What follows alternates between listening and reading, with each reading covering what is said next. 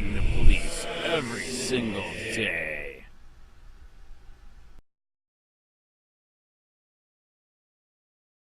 Sarasota Sheriff Tom Knight got this one right. Unlike our Nazi dictator Bill Prummel, who doesn't give a shit about your rights. Just policing for profit. Texting and driving law problematic. On May 17, Florida Gov. Ron DeSantis signed House Bill 107, Wireless Communication While Driving. The new law advances the enforcement of texting while driving from a secondary offense to a primary offense. This means that a law enforcement officer can stop you solely on the suspicion of texting and driving. The law also specifies that drivers cannot use their phones at all while driving in specific areas, including school crossings, school zones and work zones while workers are present. The latter part of the bill makes sense. Distracted driving near schools and work zones is a recipe for disaster. If your children are walking through a school crossing, do you want nearby drivers texting their bosses or co-workers as they are heading into work?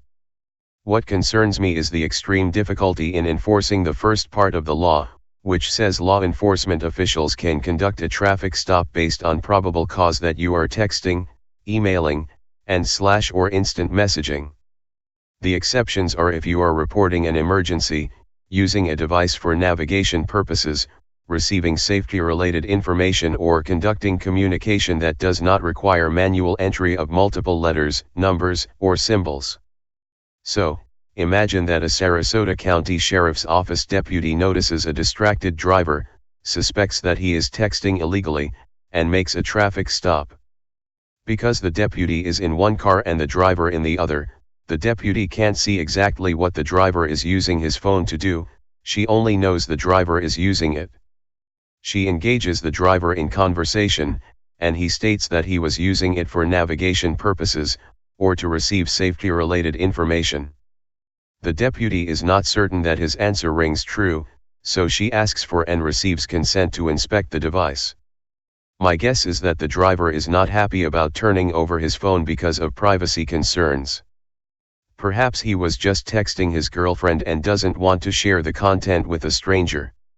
And according to the law, he doesn't have to turn over his phone, which means the deputy can't establish that a violation of the law occurred. Even if the driver does provide his phone willingly, in the time it took for the deputy to walk to his car, all he needs to do is close his applications or delete his latest text messages. While this bill was written with good intention, it is far from a solution to texting while driving and is simply not enforceable. At the Sheriff's Office, we believe in rightful policing and procedural justice, neither of which encourage law enforcement to potentially violate a citizen's constitutional rights. We are extremely cognizant of the Fourth Amendment. That is why, beginning January 1, 2020, our deputies will enforce this law only when they can do so with 100% confidence. We will also continue providing education on the dangers of distracted driving through social media campaigns like our weekly Traffic Tip Tuesday. In the meantime, your best bet is to drive in a way that gives no law enforcement officer a reason to stop you in the first place. Tom Knight is the Sarasota County Sheriff. Tom Knight. Hey Sheriff County, this is Sheriff County COPWATCH. I am using any video here with under fair use if you have criticism, reporting, teaching, etc. And please donate. I do not make money from YouTube, and there are different ways to donate in the video links. Thanks.